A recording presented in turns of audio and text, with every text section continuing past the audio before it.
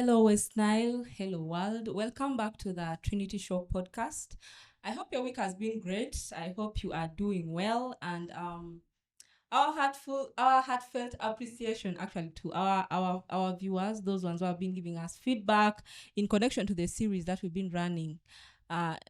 That talks about gender-based violence. And as you all know, it was inspired by a book that I recently published, which is, by the way, available, which is out there. And as you know, we've been engaging with different people, different categories of people, talking about gender-based violence, getting their perspectives, the different contexts, and what we think about it generally. So, and as you all know, West Nile is in fact a harbor of many talents. And I'm so pleased today to host our artists. We have two incredible artists, and one I know him of being an R&B singer. His songs, I think they can heal hearts. They can heal hearts. And then we also have our senior woman rapper, the one who represents us. If you talk about West Nile and the rap industry in West Nile, you can't talk about it without leaving out our senior woman rapper. So you're all welcome. Thank you. Yes. Thank you so much for joining us in this conversation. This conversation is running until the end of the 16 days of activism against gender-based violence. So, art, this is part of us. Personally, I'm a writer, I'm an author, so I am an artist too. And we wanted to find out the perspective of, gender-based violence in connection to the creative industry. What is happening in that line? And I'm so honored that you're able to accept our invitation to join us here today. So before we go forward, maybe before we enter into the discussion, just briefly, baby, tell us more about yourself. I know you all don't need introductions, of course, but just something briefly. And we've been, so much into community, especially where you come from, and how it has influenced your music and your art. Let me start with our senior Ladies first. Yeah, ladies first. Okay. By names, I'm called Grace Anika, a.k.a. Swagga senior woman rapper. I'm a rapper. I started music way back, I think almost 10 years now down the road. Yeah, so I'm not new in the game. And I am honored to be here for this talk show today.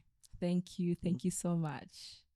And our brother. I guess I'm next. And my name is either Fred Derrick and known as Freddie Line. And I'm excited to be here. It's an honor to be part of this podcast. And I come right from Vara, and you talked about community. I'm someone who is really big about community because it has influenced so much of what I am and the kind of music I put out. Yeah, and I'm excited to be here and to give back. Yeah. Yes, you're both welcome. And artists out there, in case they don't represent you well, you will deal with them. And so I'm going to start with our senior woman rapper. I know you are a rapper, and I've ever watched an interview of you, and someone mentioned that you're in the world of men.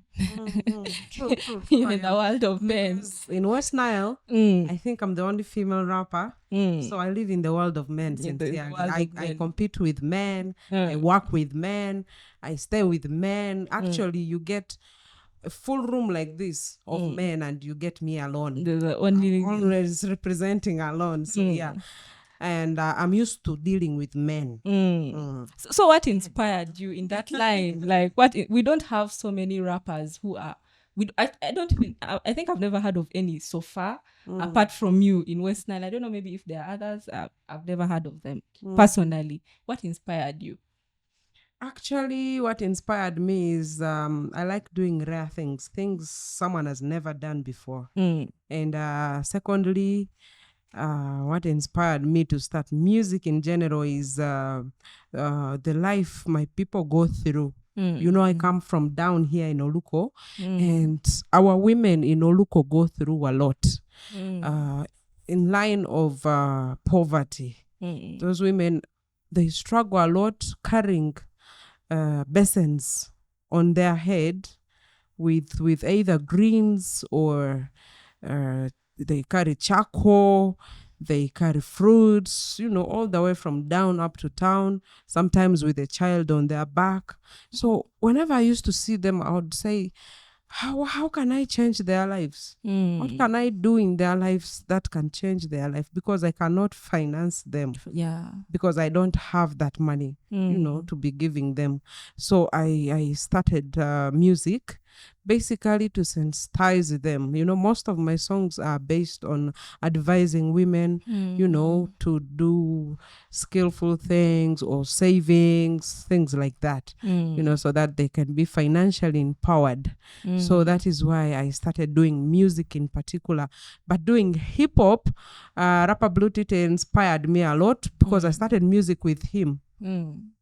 And when I was a child, I used to listen to a lot of EVE's music and all that. So I grew up with the love. Yeah, I was only waiting for the right time, and God connected me to the best, who is Rapper Blue Tite. And from there, poop, I am here. And so here we have you. Yes. Yeah, and Freddie, what inspired you to start doing music and the genre that you do? Yeah, quite an interesting question. For me, I think I realized at an early age that music is a really powerful tool. And personally, I've been someone who is really big on exporting where I come from and my home and all that. And back then, I think I liked music and I used to listen to music. I knew I wanted to do something like that. But deciding to do it in the local language and, talking about where I come from, I think one of the biggest inspirations that has been for me has been Jackie Chandiru. I remember back then she did a song in Lugbara, a song called Agassi. And dang, it was a powerful song. And I saw people who didn't even come from, I was in the central, and yeah, like guys were vibing to this kind of music. And I was like, wow, this is a really powerful tool. And I also just wanted to do something to tell our story, the story from West Nile, the story from Vara. And yeah, so for me, that's been it. Yeah. So personally, as an artist too, because I write, Yeah. I think we all have the same. I also grew up, reading books. Probably, I never came across, writers from our side, and then when I got an inspiration from one, he also inspired me, and that's when I began, writing. And yeah, I think art is basically, it's similar. It is similar in, so many ways. Yes. So now diving to our question, our topic of discussion, which is gender-based violence. Why I asked about your background and your inspiration and, your community, where you grew up from, is I know where we come from usually inspires our art and what we bring out. So as artists and as influencers in the creative industry, what does gender-based violence mean to you as an artist, but also as someone from West Nile? I think we'll start with you and then she would come in. Yes. Yeah. Okay. So I think about gender violence, it's something that, first of all, it's something that we need to accept that it actually exists. It happens in our communities. And, as an artist and where I come from, these are things that we see happening to people. And part of our society sometimes feels, maybe that's how it is okay for such a thing to happen. Because I still know some people who believe it's okay for such a thing to happen. I think it's such a coincidence that 2 days ago I was having a conversation with someone who helps us with domestic work at home, and then interacting with her, and so I was teasing her like, hey, she was talking to somebody, a guy. Then I was just teasing her like, hey, I'm gonna tell your guy about this, and then she's like, she's like, dang, he's gonna kill me, he's gonna beat me.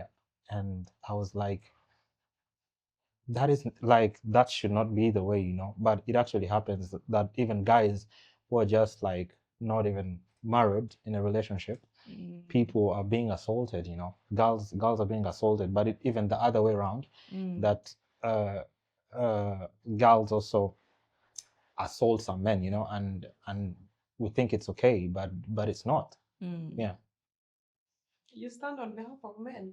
No, I think I believe I believe in a balance. You know, people think like I know of men who believe like, hey, they cannot lay their hands on a woman, but then you find a woman laying the hands on a man, slapping, taking advantage of that, knowing that this guy is not going to do anything. But that's still also not right. Yes, that is still violence. I think it's a better way. So women have been the ones who have been the highest percentage of they're victims the primary of women, victims. but also a number of men who have been, you know, victims of that. Yes. Then maybe just another story, if you don't mind. No problem. So recently I was embarking on a construction project, and one of the guys, the foremen who work on this project, we were having a conversation, and this guy actually, he's married to a woman who is quite energetic, and his wife beats him up all the time. And I remember there was a particular day that they had to be paid, like I had to pay them, and I was like, do you guys mind me doing this tomorrow? He's like, damn, his wife, if he doesn't come home with this, he's going to be beaten. And the times he tries, like, it is actually happening. And this guy comes from Oluko. It is actually happening. So it happens. Yeah, so yeah, these things do happen. Okay. So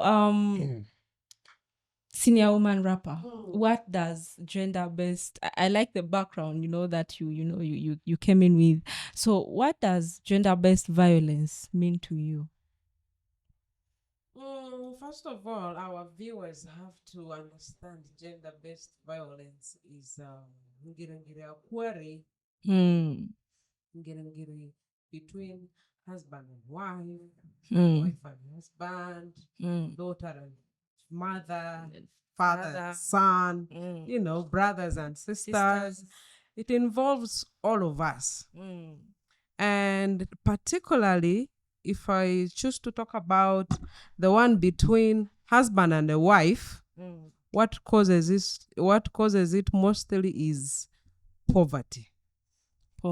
Yes, poverty. And you know, when, for example, you meet a man when he still has money, then he reaches a point, maybe he loses a job, he begins to look worthless in your eyes, he loses the respect, you know, violence comes automatic. And also, when poverty is involved, there are other violences like hunger. That is also violence. You know, a lot. There are so many, you know, over drinking at home causes, too much alcohol causes violence. You know, there are many ways of triggering it in a family. So, yeah, basically, you know, me, I am a single mother. Okay. Yeah, I don't experience violence from a husband. Yeah, but I see what people go through. I see women who struggle to feed their children, not because they are not married, but because their husbands are now, they are employed to drinking alcohol. That is their new job. They only wake up and drink. So you see the family so scattered. And instead of those women using family plannings, you know, to raise the few they have, others go on producing. You know, the more children, the more problems, you know, these things in our society. It needs sensitization. People need to be sensitized, especially the women, because they suffer most from these things. Yeah, it's true. My brother said some women beat their husbands, though very rare. Out of 100 you can get only 5. But it also exists. It is there. And it is very shameful for such men to go to to talk about it, and either even to report. police or Yes. they fear, they feel ashamed, so they just shy on it, and it kills them slowly. Yeah. So connecting to that, I know we've already mentioned some of the forms of violence. We've already talked about some of the physical and all that. But from the community where you grew up from, what are some of the common forms of violence that you have witnessed? Probably the ones that are not frequently talked about, or maybe the ones that have now been normalized, like this is now normal, but yet it is a form of violence. What is most common in my village is drinking. Drinking. Almost every man smokes, every man drinks, every man chews, and they don't pay school fees. The children. To an extent, I even say, will I really marry a Lugbara man in this life? I swear, I'm not bragging, but it's the fact. Maybe it's not only Lugbara men. Lugbara men are washed. I'm sorry, my men. But I'm gonna slightly disagree with you. I think one thing that has happened is that yes, there is a lot of gender-based violence in our communities, and looking at some of the causes, like you talked about poverty being one of the causes, but I think it's actually deeper than that. I know some guys here, some men who are actually financially okay, and their wives also are in a they're well-to-do. Yeah, well-to-do, and they're still having issues with gender-based violence, and if you really look back, some of these issues, there are many things that cause, but these things run really deep, because now it has become a thing that these days, like you see in West Nile, some of these things start from the beginning, because children are seeing their father putting their hands on the mother, or the mother putting hands on. Then they also get this thing of, older siblings are putting hands on the younger siblings. It happens a lot, and they put it in the name of, okay, I'm disciplining, but there is a way you can discipline a person, but usually it becomes physical in such a way that it's very abusive. But these things start from home, and I believe the family is the smallest unit of a nation, of a particular community, and that is where the issue is actually coming from. And as even if we talk about these things, but if families actually don't start addressing this, then there's going to be an issue. But going back, talking about West Nile men in particular, I think you're generalizing so much, which my mind, which I would like to slightly disagree, because I've also not because I'm a man, but because I've also had conversations, and I don't know if you've heard of conversations whereby even the women from Central or the women from other parts of the country say they would rather prefer men from West Nile because they're providers, they're family men, and I don't know if you've had such conversations, but I've actually had it, and the point I'm trying to make is that let's not generalize, but let's actually look at the unit, which is the family, and how can we actually fix this from that point. Fred, do you know that it's written in the Bible that men are the heads of family? Spiritually, physically, financially, and so on and so on and so on. Sure. Fred, what I'm saying is an experience from where I grew up from. Go and stay in Oluko for 1 month. You'll agree with me. Yeah. Just go and rent in Bunia Baba for 1 month. I'm not disagreeing with you. Yes. You're not getting it. What I'm trying to say is that let's not, yes, the highest percentage of the men, there's gender violence, and the highest percentage of the men are actually the ones assaulting. But what I'm trying to say is that let's not just generalize. Yes, the West Nile men. That's the point I'm trying to make. But because I know in Oluko, there are men who are not like that. There are many people who are not responsible. That is the point. They don't want responsibility. That is the point. I don't know. Maybe they want to eat their money on the streets. You know, you eat with guys, you eat meat, you eat muchomo, you eat chicken by the roadside, and yet And at yet you forget home, about home. What the you don't know if your children have eaten or not. Okay, I think that the point that I've understood both, both sides, and then where you both, come from. But I think the bottom line is where we come from. I think that was your point. Where we come from, usually it influences how we view gender-based violence. Yeah. And her upbringing, the example of Oluko, maybe she has seen a lot of men who are maybe abusing their wives, they're not doing their responsibility well. And I think that is how, she has brought in the point of, look baramen. Look baramen, yes. Now we've talked about community. I wanted us to come from that background, and from that background as we connect now to the creative arts industry. Yeah. Now, gender-based violence is not only domestic violence. True. Yes, domestic violence is just a form, and you find that sometimes that from the domestic even translates to where we work. Workplace, we've heard of situations where before they give a woman a job, maybe the man wants to sleep with you, or before, I don't know, maybe there are cases of also maybe before a woman, in case she's the human resource, maybe she wants to sleep with a guy. Yeah, we've heard of some of those cases. Even at school, we've heard of marks being awarded after, the lecturer, abusing some of these students. We've heard of that. So gender-based violence prevails beyond our domestic setup, and it goes up to where we work. Now, as artists, the creative industry is our workplace. That is where we work. That is where we, our talent is exposed. That is where we do everything. So as artists, we've heard of, I've been following a little bit of some of the, stories that have come up where you find that maybe some managers wanting to sleep with artists. We've heard of some of those stories. So what is your take on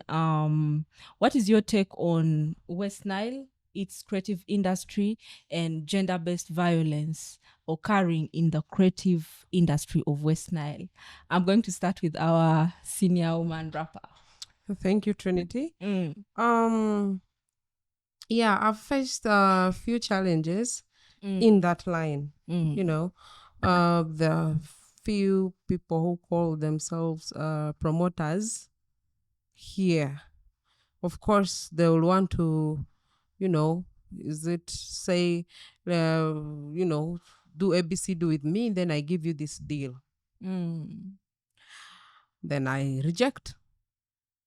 You see, I rarely perform in this town. Simply because, how should I describe myself? I'm not an easy goer. And then I've not experienced it so much, though, because I started music at the age when I was already grown up, when I was already a mother, so nothing was new to me. I think the age where I started music in was good one for me. It saved me a lot. I see many younger female artists, when they start like this 1-2 years, they are either impregnated by their managers or presenters or producers. I have seen that happen. Yes, but I have not been a victim so much. It only happened, I think, twice or thrice, when someone, tries to say, come and, we do ABCD and then I give you this deal. Of course, I reject. That is why I told you, me, I rarely perform in this town. I do my shows in the villages. Yes. So are there some challenges that maybe in particular that speaking on the side of maybe the female artists, are there some challenges that connects to you being a woman or because of your gender that you are facing? Of course, there are so many. The men think they're the best. When deals come, Mm. they say, these ladies, they don't entertain so well, just give this deal to us, simply because we are ladies. They push us aside. And if you can see the 3-4 previous shows that has been taking place, you can find 20 men on a poster, but luckily you find one woman or two. And I'm like, why? Don't give me, but give others. If you don't give us, where do you expect us to feed? Go to Kampala. Those people support one another. Trinity, I went there a month ago. There's a place there where they do their, shows every Tuesdays. Courtesy of Eddie Kenzo, yeah. So when you see the people who come and perform to show their talent, others, even some of, you might think they're over from where? You see someone dirty coming to perform, and that person is given a lot of morale, even financial support on stage. But here we don't support one another. Here, few people support ladies, and it breaks my heart. That is one of the challenges. For a female artist to stay here in the industry for 10 years, just respect that woman. And I respect those who were there before me. Because these challenges they didn't start yesterday. They started a long time ago, years back. And I don't know when they will end. Yeah.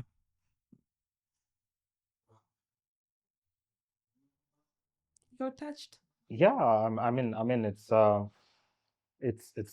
quite a deep submission from you, and I actually recognize what has been.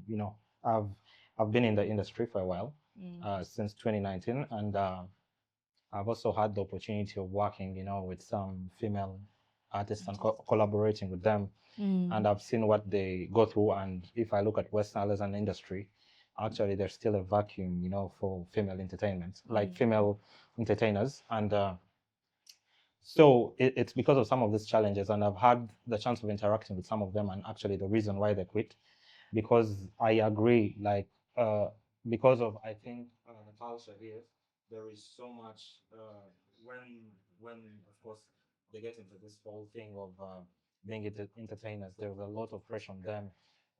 They're always criticizing what they wear, what's, the kind of songs they do. There's some things a man can do. I think we had a moment where a West Nile artist, a male, was able to go on stage on a boxer, and nobody had a problem with that. But I'm sure if it was a female artist, that was going to be a very big issue. I'm not saying that either of them are right, but what I know is that it's totally wrong. But both, if you look at the effect, it's going to be more effect on the female artist. And but leaving that angle, I think she's talked a lot about that. But I'm also going to generalize a bit. I think as an artist, it's a good thing because you have a lot of power through social media.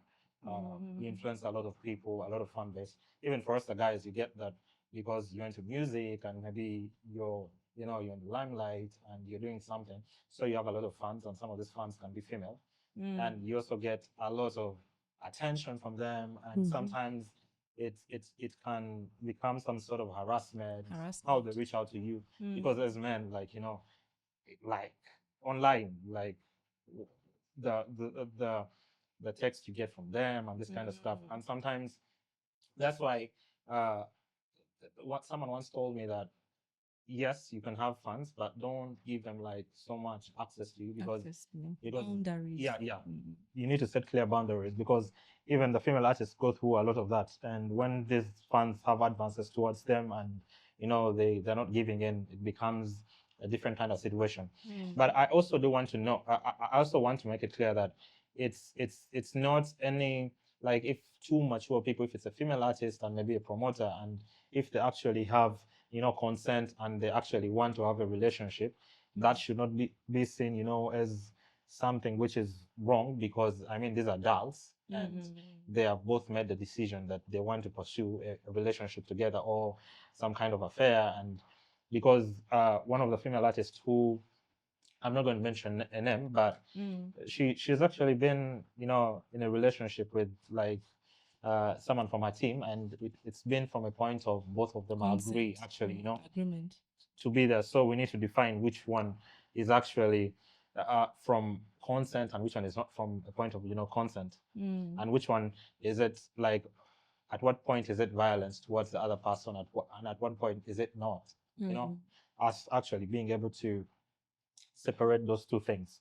But yeah, online, even physically, living alone physically, online there is a lot of violence towards people, and especially the female artists. Yeah, I think I would like to comment on the point of consent. There's a very thin line sometimes. And from my from what I've observed, let me say just a general observation, I think that is a similar reaction to if a teacher sleeps with a student.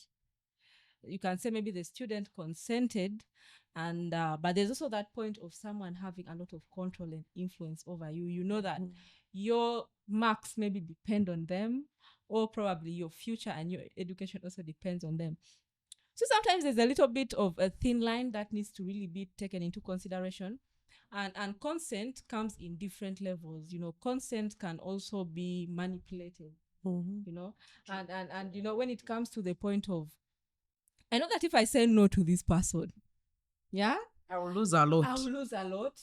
And if he's the one, holding a lot of my work, he's the one coordinating a lot of things for me. And if I say no to him, probably my future in this industry would, I've heard of stories where even after maybe someone saying no, or maybe we can't do this or something like that, the managers even go to an extent of going to radio stations. The music is all, deleted.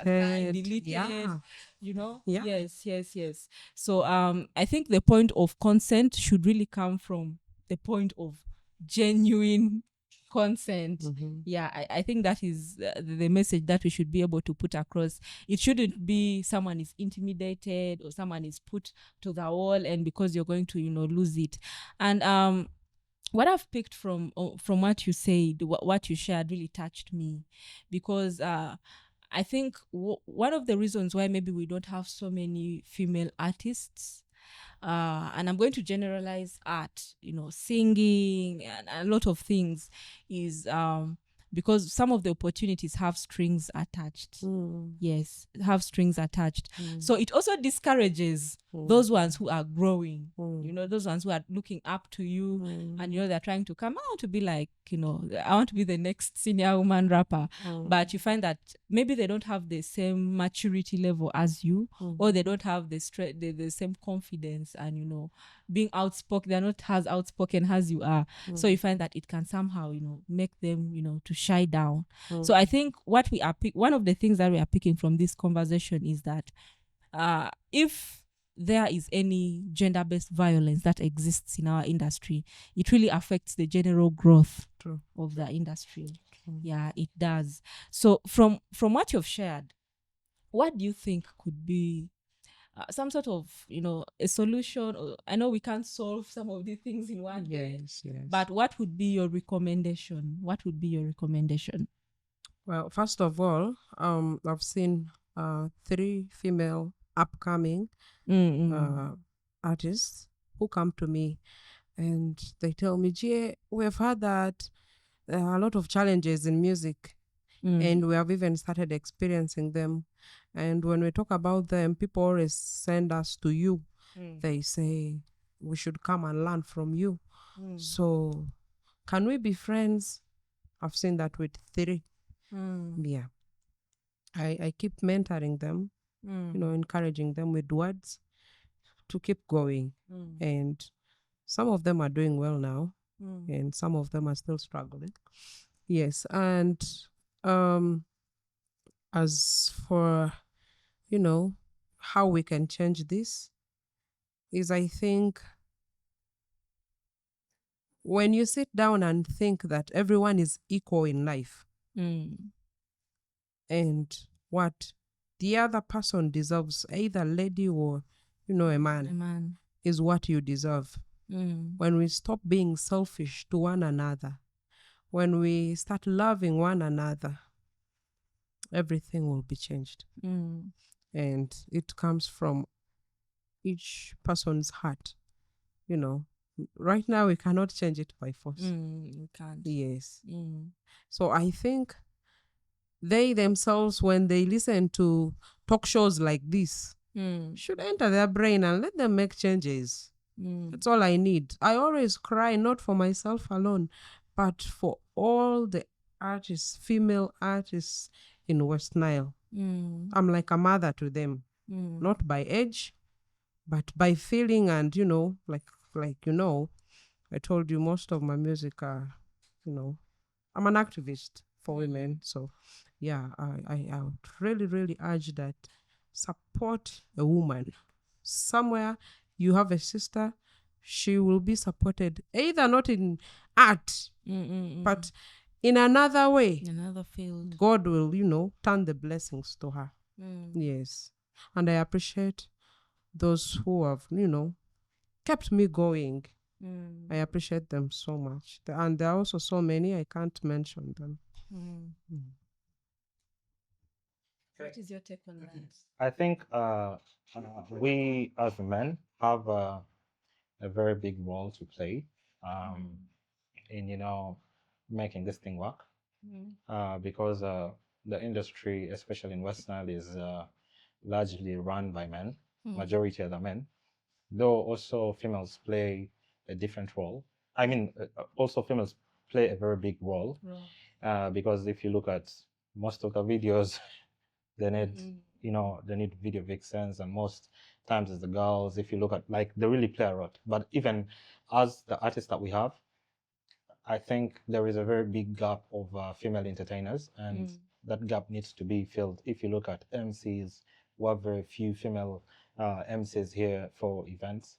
And if you look at also, like, if you look at artists, if you look at DJs, there are very few.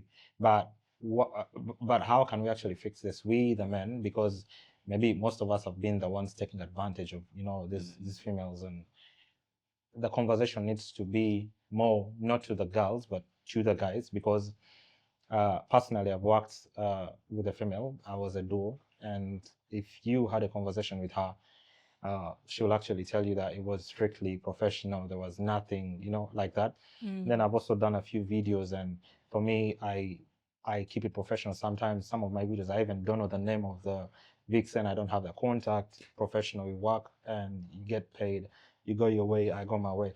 And if the conversation, if we, the male artists, start having such a conversation of how professional can it be, then even right now, as of now, there are some female artists that I'm like, more like mentorship, more like peer kind of relationship, and it gives them a very safe space to be able to express themselves, because they know that you generally wish the best for them with no strings attached.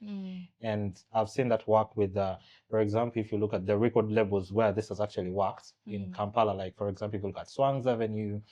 And now, if you look at in Africa, if you look at Marvin's, it has brought out a number of female artists, and you can see how those women are empowered, and they're able to stand with their head lifted up. And if we can do that, if the conversation happens with the men, then something can actually be done about it. But if the conversation is going to be talking to girls saying like, hey, this, but who other people are actually assaulting them, that's where the conversation should be. Yeah. Yes, I think I do agree with the point of trying to involve all the stakeholders. Trying to involve all the stakeholders, the promoters, the managers, the ones in the media generally, and whoever plays a role, they should all be involved, male, female, so that some of these things can be addressed. Yeah, and I think I don't know if West Nile artists, I don't know if there's a very strong union. I am not sure. I've not heard of it. I've not heard of it. She's actually the right person to Why me? know why. Actually, you didn't introduce yourself formally. I should have started from. Started I have so many positions in so many different. Yeah, actually, we've been having several of them, but of course, we are not so united. United. Others come, others go, others come, others go. But currently, we have one. From UMA, we have Federation now, which is still trying to gather us together. Yes. Yeah. So I think that could be one of the ways. If we have a strong union with some policies, maybe probably that are put in place, and in case maybe someone is an offender, they could be able to actually get their penalties. Yeah. Disagree. Because I feel it's not practical because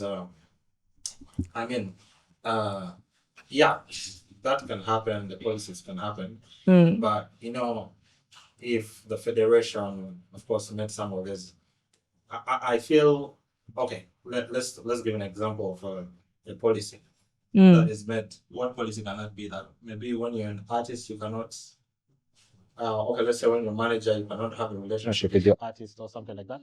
No. Like what kind of like what kind of I was trying to think about something like if maybe a promoter or a radio presenter, let me say, threatens to delete all my songs from the radio because I don't want to consent to sleep with them. Yeah. Then I should be able to have, there should be a structure that I can follow to report some of these things, because as we're trying to carry out this discussion or research, we're trying to involving the police, there were cases where some of the perpetrators are maybe even stronger than you in terms of finances. You can report a case and someone just goes, how Uganda sometimes someone goes and pays and the case is gone. Yeah. But then if there's a union that is backing someone up, somehow maybe that could be a way of strengthening the whole point, trying to strengthen if we have a clear structure and that really backs up the artists. Yes. For now, right now, we don't have. And maybe in the future, we shall get a structure like that. But for now, we don't have. But what I would like to tell the ladies, learn to say no. You say no. I've said no several times and I'm still living. Be professional. Dress properly when you're going to the studios. Don't tempt someone. How can you go to the studio to record? You go in a bra. Huh? That's not proper.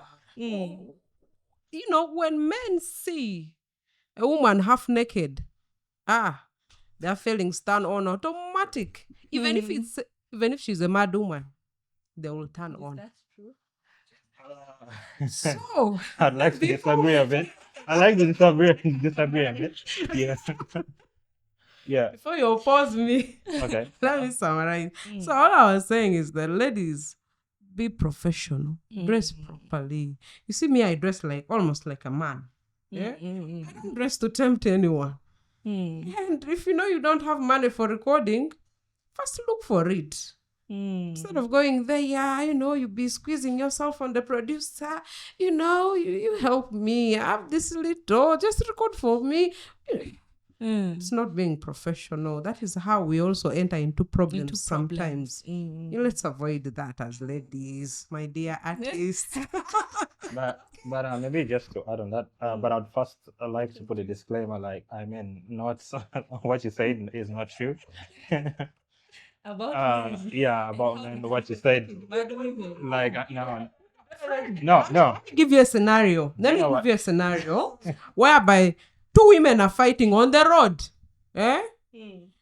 Accidentally, the other one has no, aunties. And then men are watching. You see, from standing like this, they stand like this, then fix their hands in the pocket. Have you never seen? Oh, so fixing your hand in your pocket means there's a problem? You guys? No, it's not. It's not. It doesn't mean there's a problem. Anyway, I think I totally disagree with that because because that happens eventually, you being attracted with someone, and you can't tell me a man can be attracted to every woman. Can't happen. But what I'd like to also add is I think in the performing arts industry or the creative industry, there is a lot of drug use, and drug abuse, and this also in a way contributes to that. And if you look at recording sessions, even the female artists, and you find everybody goes to the studio and people are, let's say, taking a joint or drinking, then your ability to make proper judgments at that point is, it's not like how you would be when you're sober. And sometimes that's how some of these things happen. Even if you look at physical violence, that's one of the causes, like in shows, drug abuse, and all of that. So it's a very big thing to tackle. But I like the fact that we're here having this conversation, because this is one of the first things that we can do, and this is what we have control over. Like we can talk about it. But then, as we talk about it, I believe with time, as women get empowered, men get empowered, because empowerment really does something. If I'm able to go to the studio and I like, you go and you're like, hey, telling the producer, hey, this is the amount, and because even with working with when you're working with promoters and all that stuff, it should be strictly, when you're empowered, you work in a certain structure. Now, like me, I have a management team, and I don't have interface with, let's say, if I'm getting a gig, it's not me having the conversation, it's maybe my manager having the conversation. If I'm doing a booking with the radio station and this thing, it's my management, me coming here. I don't know if we had a conversation. We didn't. But my management team just told me, hey, you're going to be here, and it saves you from a lot of that. And I think what people misunderstand is that having a manager doesn't mean you need someone who puts money in you, or you have to pay someone. No, it's getting someone actually who believes in you, because if you are a woman, I believe there should be people in your mind, in your life. Maybe it could be a man, it could be a fellow woman that genuinely believes in you with no strings attached, and such a person can, push you. When I was a duo, that's how we did it, no strings attached, and we're able to, push down some doors, and having that kind of structure really helps. Yeah. Yes. Now connecting to that, I know the conversation is getting better. Connecting to that, the creative arts, the creative industry. What role do you believe that music in particular and art in general can play in changing the society's attitude in especially matters like these, matters like gender-based violence? You talked about alcohol and drug abuse, which I think is a very great influence to violence, because it distorts your mind. Sometimes you can't think clearly. Yes. You find yourself either being a victim or being a perpetrator. So what role do you believe that music in particular and art in general can play? Well, thank you very much. I have a song called Adusi. It's one of my most powerful songs. And I remember some lady called me from Idiofe. Hey, G, I want to slaughter for you chicken. This song exactly talked about me. Did you write this song about me in particular? I told her no. It was just, an experience of what I passed through. Here in our land here, this is something we never talked about, but let me, talk about it small. Some parents do not know that your female child is equal to the male child. When they are giving the male child the inheritance of land, they leave the ladies out. Not knowing that this lady can, yes, go and marry, but either her husband might die or, divorce her, and she'll still need to come home. Now you find they give this plot to the male children alone. And when the lady comes home, she looks like a burden to the brothers. So it is so affecting the ladies out there. Some of these ladies have that little money. They would want to build one-roomed house and stay in it with their children, but they refuse them. Now you find them frustrated renting. It is not good at all.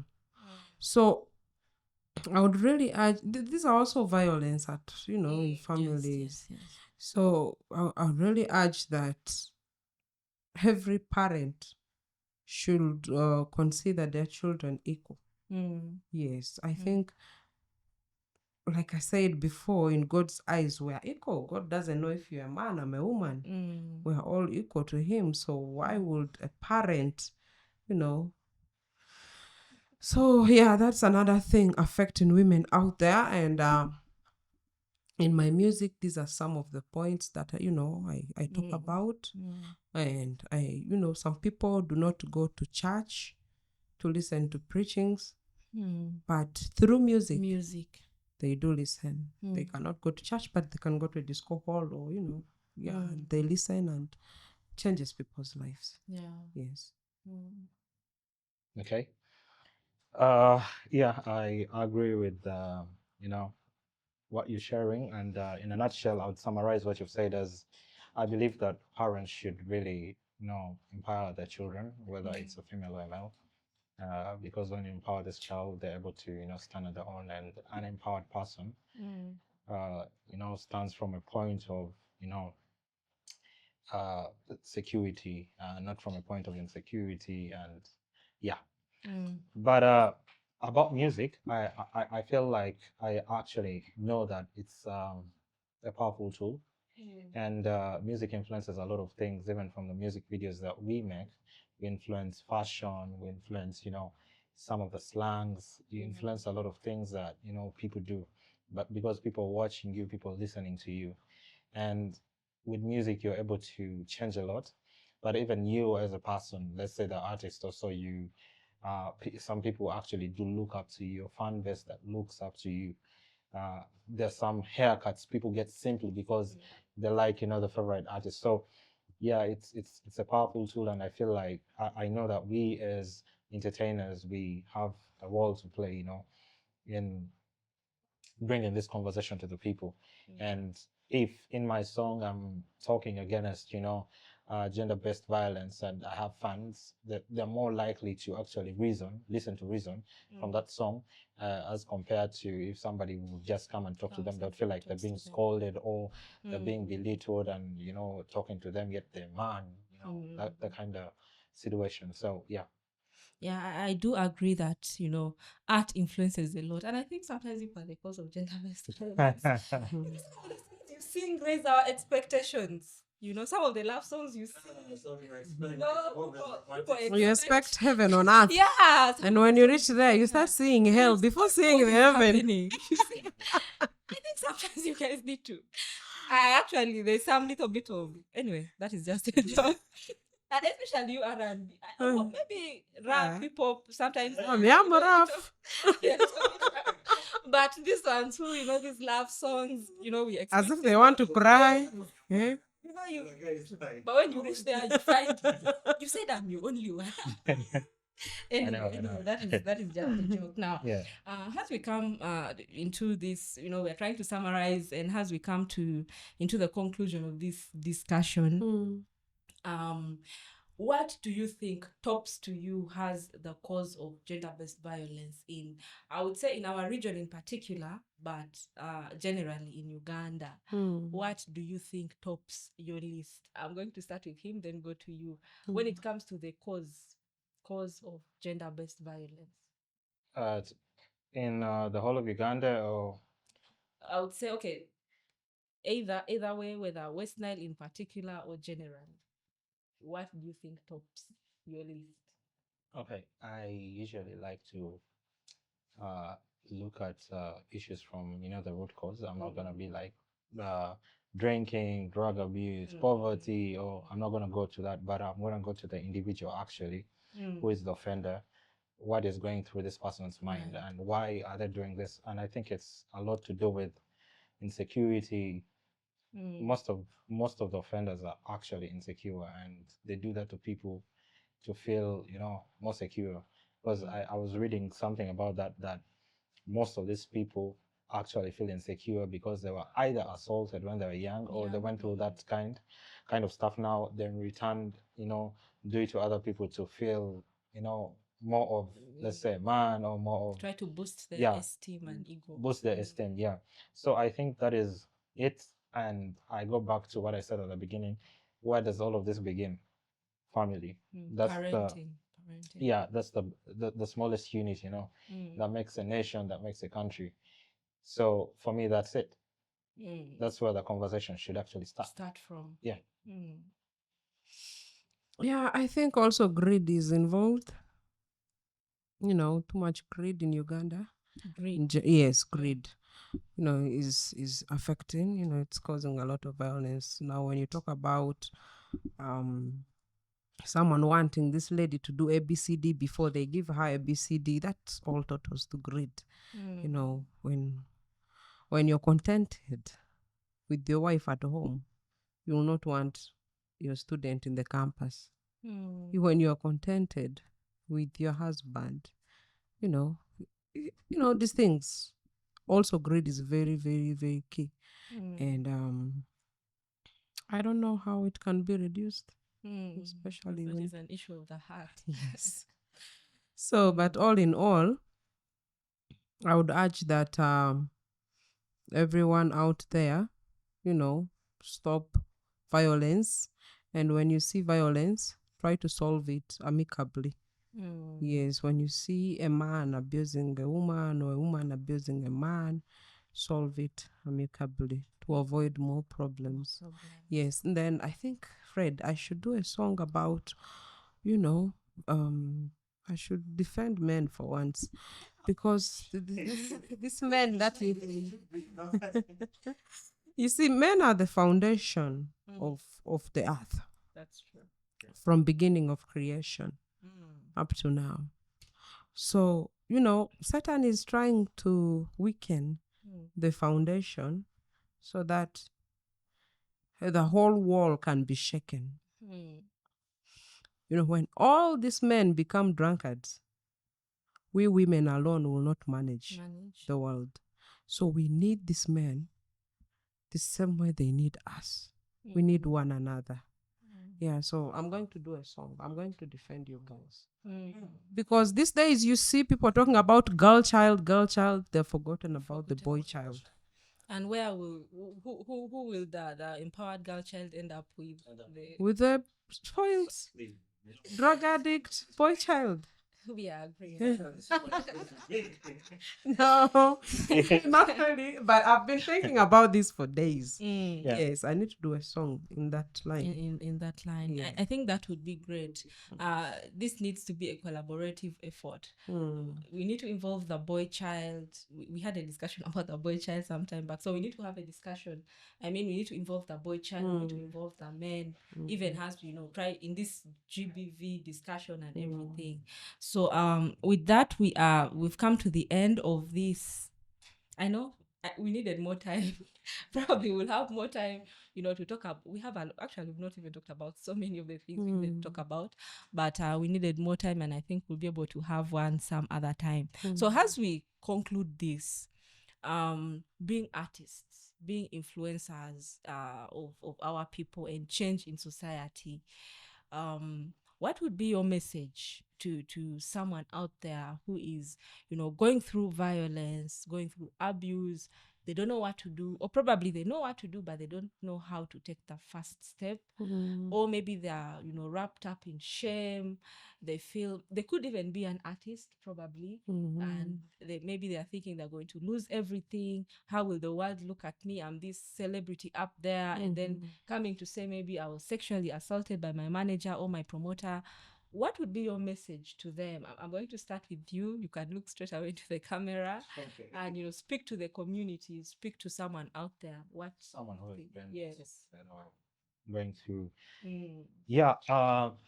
So I'd like to start my message with two men who the highest percentage of the offenders are men, and I think as a man, you are the head of your family, and you're supposed to be a security, you know, to your family. You're supposed to make your woman or your children or your siblings feel, you know, secure, and that's your responsibility.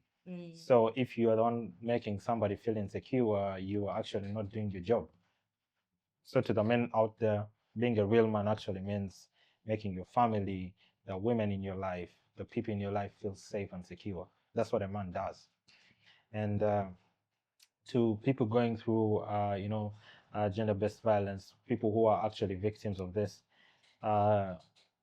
number one is I think you should stop making excuses for the person who is actually assaulting you, because most times most of them are making excuses like, okay, maybe where it's a family and it's domestic violence, you find the woman is saying, okay, he's done paying the bills, is the one, you know. No, that is like, if I'm the man, I'm paying the bills, that's my responsibility. It doesn't mean that I have the right to, let's say, you know, get physical with you or assault you in any way. So stop making excuses for this person. Then number two is, please find help. Talk to someone who can help you, and help will come to you. There are people who are willing to listen. Yeah. Thank you. Thank you so much, Freddie Line. Yeah, Trinity, we have, you know, this local beliefs at homes there that when you report your husband or wife to the police, it is in our culture, Lubara culture. There's something called Aruba. Aruba. Yeah, you must, you know. It's called like that's, you know, when they handcuff a guy, that thing is called Aruba. If you've ever like, yeah, Yes. if you've made your husband be handcuffed. So, for you to cleanse it after arresting or reporting, just reporting to the LC1, the Aruba is automatically there. So to cleanse it, the man has to bring one goat, the woman brings one goat. There, you know, the man gives to the woman's people, the woman gives to the man's people. Then they sit and pray, you know, then the children will be fine. If not, they believe bad things will happen in the family, especially to the children. So because of that, my people's hands are tied. You see a man abusing a woman, she cannot go and report simply because Aruba is there. Where will she get a goat for cleansing? So that thing is affecting people so much out there. And then when it comes to any other physical abuses, women shy, you know, to go to health centers to go and say so and so sexually, you know, abused me and I need help. They shy away. And yet the doors of the hospitals are open to such women. They can help. Why would you shy away and, you know, get diseases that could have been avoided just because of fear? So let us stop fearing, my dear ladies. Do not fear. Stand firm. Being a woman is not a disease. Actually, it is a blessing. I always say, God, thank you for creating me as a woman. If you were to create me again, I would still want to be a woman. So we must stand firm and be our first securities, you know. Do not shy away in anything simply because you're a woman. What a woman can do, what a man can do, a woman does better. Yeah, I believe I am better than 100 men out there. Yeah, I have confidence. Yes. You disagree with me in everything. It's okay. Now we'll go and disagree outside. We'll continue this conversation outside. All right. So otherwise, thank you so much, our viewers. Thank you so much for being part of this. And in case of any comments, any feedback, feel free to share that with us. Otherwise, this has been great having you two here representing our artists and the creative arts industry in general. So otherwise, thank you so much, our viewers. As we, you know, come to the end of this. Please stay safe out there. Ensure that you are safe. Ensure that you are protected. Take care of yourself. Take care of your loved ones, because the world out there sometimes can be very, very dangerous. So I want to thank our partners, also Arts Studios, Mr. Brands, Lenia Makeup Studio, and several of our other partners. Want to thank you so much for being part of this. As we draw towards the end of the 16 days of activism, this is what we should all do. So in case of your stories out there, in case you have any experience, feel free to reach out to reach out to us. We shall be able to share this in our platforms. Thank you so much. God bless you. Until we meet again.